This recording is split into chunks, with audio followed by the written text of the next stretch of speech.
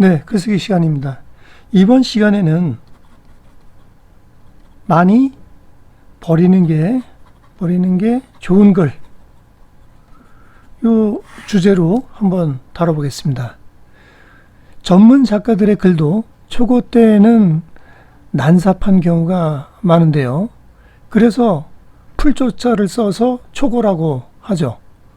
아마 신이 있다면 신도 세상을 만들고 수없이 갈아엎고 다시 새로 짓고 그랬을 거라고 생각이 듭니다. 원고도 마찬가지인데요. 좋은 글은 많이 덜어낸 글입니다. 많이 덜어낼수록 좋은 글이 됩니다. 어떤 땐 내 살이 깎여 나가는 것 같아 대체 이 아까운 걸 얼마나 덜어내야 한단 말이냐, 그러면서 불만을 가질 수도 있죠. 특히 출판까지 가게 되는 책들은 편집자들을 만나는데 편집자들이 갖고 있는 무기가 있죠. 면도칼처럼 불필요한 글들을 다 이제 덜어내는 거죠. 그렇지만 꼭 알아두셔야 할 게 있는데, 좋은 글은 어김없이 많이 덜어내서 더는 덜어낼 것이 없는 글, 그것이 좋은 글입니다. 마크 트웨인도 뭐 그런 얘기를 한 걸로 저도 아는데요. 이런 글이 최상의 글이다, 그렇게 생각이 됩니다. 저도 덜어내는 것보다 힘든 게 없는데요. 쓰기는 쓰지만, 쓰는 게 어렵다고 하지만 덜어내는 것보다는 덜 어렵지 않나, 그런 생각도 듭니다.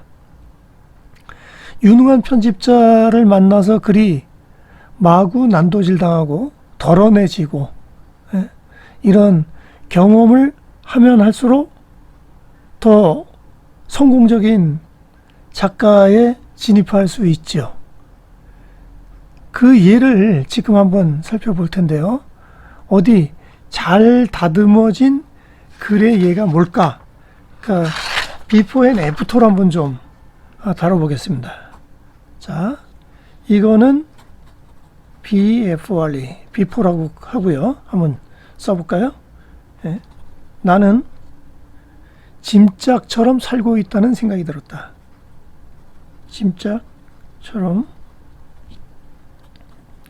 살고 있다는 생각이 들었다. 이리저리 채이고 모서리가 무뎌진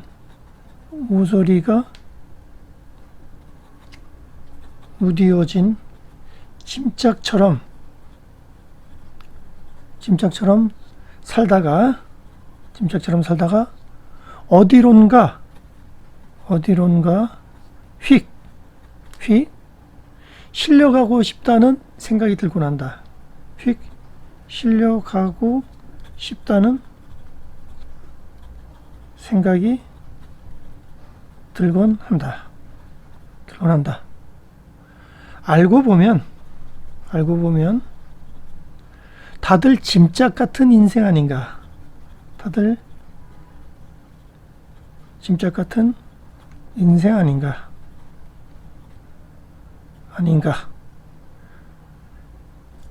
그들에게도 인생의 목적지라는 게 있겠지. 인생의 목적지라는 게 있겠지. 나 자신도 그렇게 굳게 믿으며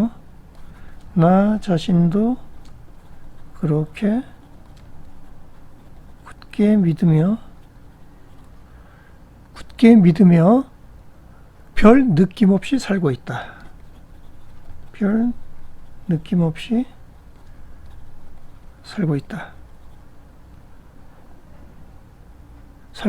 살고 싶다. 네. 자, 2번. 이 쓸쓸한 관계 속에서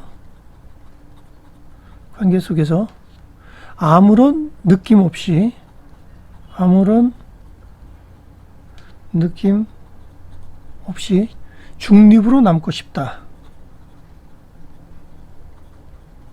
중립으로 남고 싶다. 느낌의 중립. 나를 둘러싸고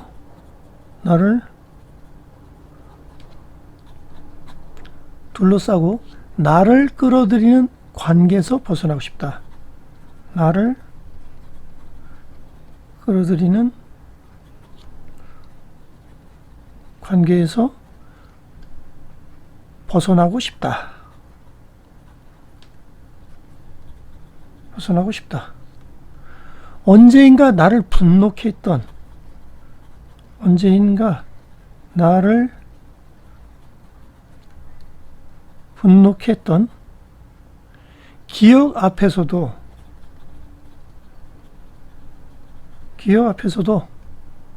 더는 화내지 않는 느낌으로, 더는 화내지 않는 느낌으로 그렇게 무연히 살고 싶다.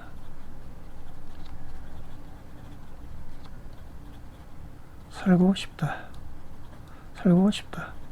자, 이게 이제 예문인데요. 이 예문 한번 좀 읽어볼까요?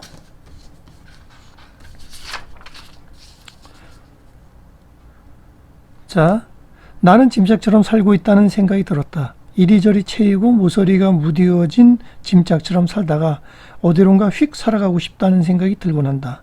알고 보면 다들 짐짝 같은 인생 아닌가. 그들에게도 인생의 목적지라는 게 있겠지. 나 자신도 그렇게 굳게 믿으며 별 느낌 없이 살고 싶다. 이 쓸쓸한 관계 속에서 아무런 느낌 없이 중립으로 남고 싶다. 나를 둘러싸고 나를 끌어들이는 관계에서 벗어나고 싶다. 언제인가 나를 분노케 했던 기억 앞에서도 더는 화내지 않는 느낌으로 그렇게 무연히 살고 싶다. 이게 살펴본 예문인데요. 만약에 이것에 애프터, 아주 간결하게 많이 버리는 글을 쓴다면 어떻게 될 것인가? 한번 써볼까요? 자, 짐짝처럼 살고 싶었다. 짐짝처럼 살고 싶었다. 이리저리 채이고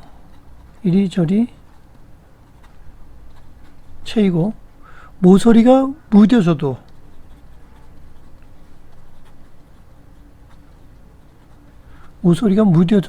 짐짝처럼 어디론가 실려가고 싶었다. 무뎌져도 짐짝처럼 어디론가 실려가고 싶었다.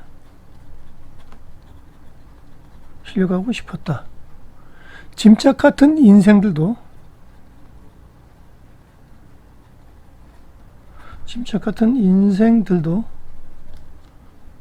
목적지가 있을 것이라 굳게 믿으며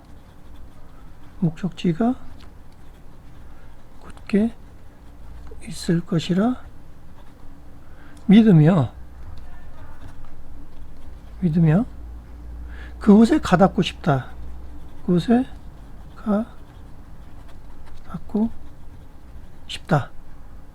쓸쓸한 관계 속에서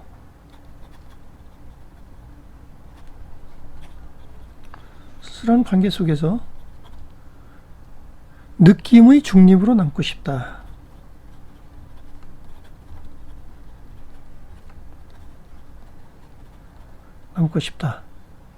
언젠가 나를 분노케 했던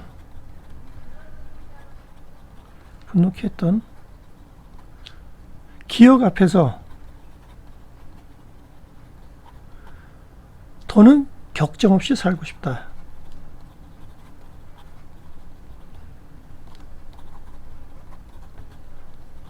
자, 여기까지 한번 봤어요. 일단은 거의 한 두 쪽 가량의 원고지가 한 짝으로 압축이 됐는데요. 어떻게 덜어냈는지 읽어보겠습니다. 짐짝처럼 살고 싶었다.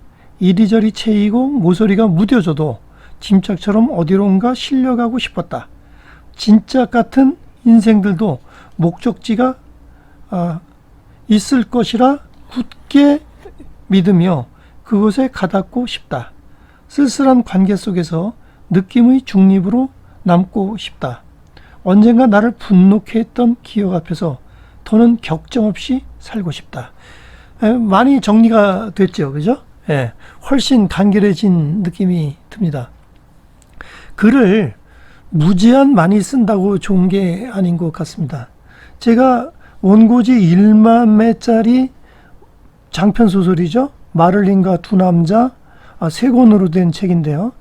그 책을 초고를 썼을 때 나중에 그건 한 2-3천 매를 덜어낸 것 같아요. 그래서 결국에는 한 500쪽에 가까운 책 3권으로 정리를 했는데 사실은 그것도 요즘 독자들한테는 많은 거죠. 장편 소설을 잘 안 읽으니까요. 근데 그걸 떠나서 완결미만 따지더라도 더 줄일 수도 있지 않았나 이런 생각도 듭니다. 글은 많이 쓴다고 좋은 게 아닌 것 같아요. 오히려 명품처럼 간결하게 똑 떨어지게 써야 되고 그렇게 처리를 해야 좋은 글이 아닌가 이런 생각이 듭니다. 물론 그렇게 하게 되면 선명한 이미지도 부각되겠죠. 그런데 문제가 있어요. 이렇게 덜어낸다는 게 욕심 때문에 쉽게 안 된다는 거예요. 예. 오죽했으면 뭐 문학이든 여러 예술 장르 심지어는 생활에서도 미니멀리즘 얘기가 나왔겠느냐 싶습니다. 그동안 쓴 글 중에서 아무거나 찾아내서 의도적으로 한 3분의 1 정도 혹은 절반 정도를 한번 줄여보십시오. 이 몸이 다이어트가 되면 옷을 줄여야 되듯이 탄탄해 근육질의 그런 글이 되려면은 많이 좀 줄이고 압축해야 되지 않나 이런 생각이 듭니다. 당연히 훨씬 나아지겠죠. 글을 줄이는 훈련이야말로 글을 쓰는 훈련만큼이나 좋은 글쓰기 훈련이 될 수 있다고 봅니다. 예, 여러분도 지금 바로 해보시면 어떨까 싶습니다. 자, 오늘의 글쓰기 레슨을 한번 배워볼 텐데요. 많이 버릴수록 좋은 글이 된다. 아낌없이 버려라. 네, 여기까지 해보겠습니다.